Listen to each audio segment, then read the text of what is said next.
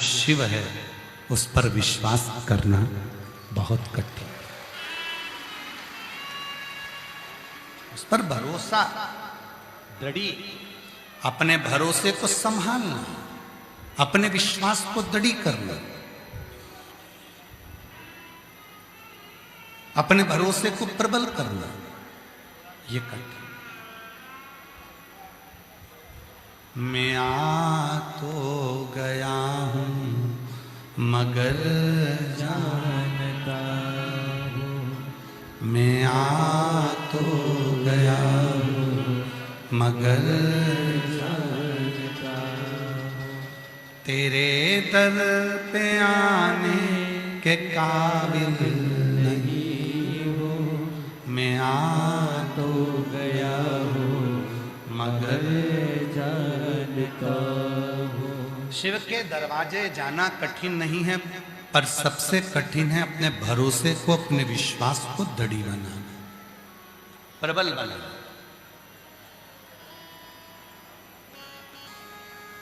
लाखों की संख्या में आप लोग फुटबॉल ग्राउंड रांची के कांके झारखंड की इस पवित्र भूमि पर कथा सुन रहे हो।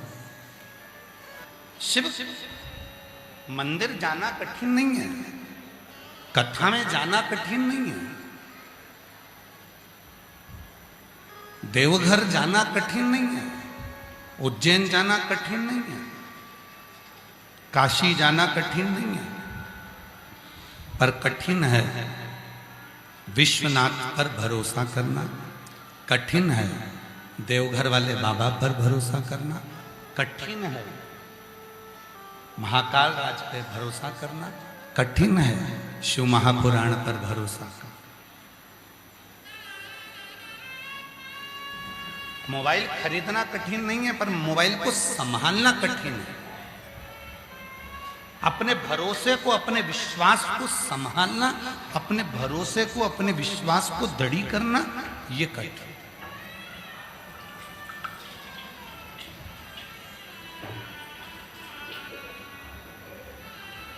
कितना संभालना पड़ता है मोबाइल को।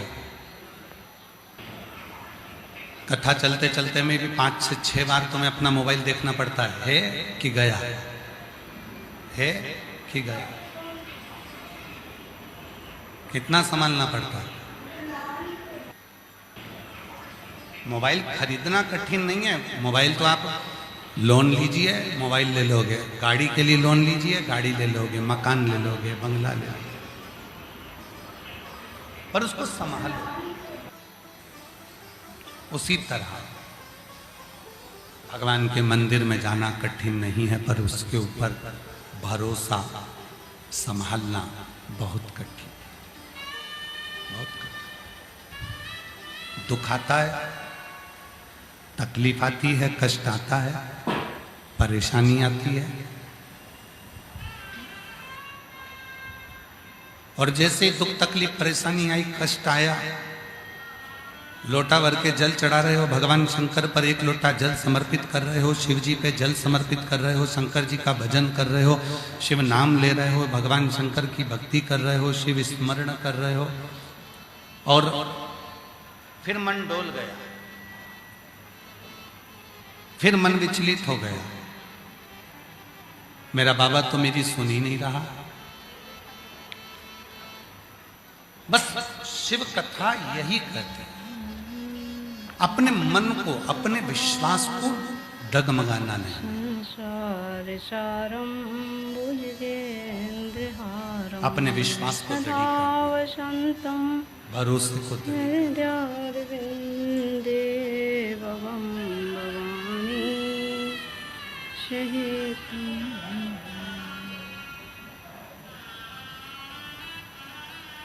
और जिस समय पर हमारा विश्वास, जिस समय पर हमारा भरोसा दृढ़ हो जाता है, उस समय पर फिर हम भटकते नहीं।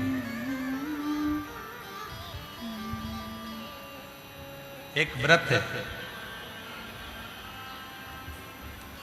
जिस व्रत को पुराणों में छुपा कर रख दिया, जिस व्रत को किसी ने प्रकट नहीं करा, और उस व्रत को प्रकट किया तो शिव महापुराण ने प्रकट किया। कौन सा व्रत? जम के बोलो। पशुपति नाथ का व्रत।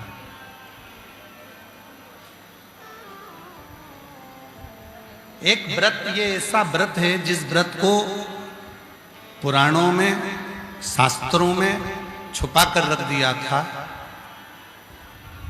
उस व्रत को प्रकट नहीं किया। क्यों? क्योंकि एक व्रत देव अधिदेव महादेव का ऐसा व्रत है, पशुपति व्रत, जिस व्रत को कोई महिला, कोई पुरुष, कोई स्त्री, कोई बेटी, कोई बेटा, कोई बुजुर्ग, कोई माता पिता, कोई संत, कोई साधु, कोई तपस्वी, कोई साधक, कोई मनुष्य, कोई किन्नर, कोई गंधर्व, कोई अप्सरा, कोई पशु, कोई पक्षी, कोई नाग, अगर इस व्रत को मात्र धारण कर लेता है तो फिर वो संसार सागर में अकेला नहीं रहता, उसके कदम से कदम मिलाकर चलने वाला महादेव उसके साथ चलता है। एक व्रत, और वो व्रत केवल एक पुराण में नहीं है कि हम कह दें कि केवल शिव पुराण में पशुपति व्रत का वर्णन है, हम कह दें कि केवल स्कंद पुराण में पशुपति व्रत का वर्णन है। उस व्रत का वर्णन लिंग पुराण में, नर्मदा पुराण में, स्कंद पुराण में, शिव पुराण में, श्रीमद् भागवत पुराण में, विष्णु पुराण में, ब्रह्म वैवर्त पुराण में,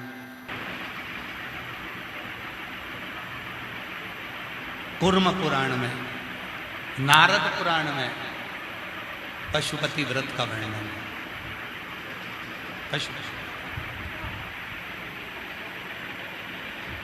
छुपा था वो व्रत, और जिसने इस व्रत को करा और जिस भाव से इस व्रत को करा, उसका फल उसको मिला।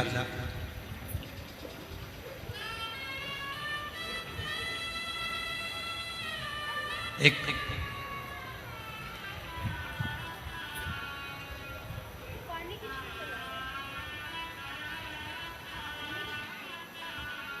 पशुपति व्रत की एक बड़ी सुंदर कथा है।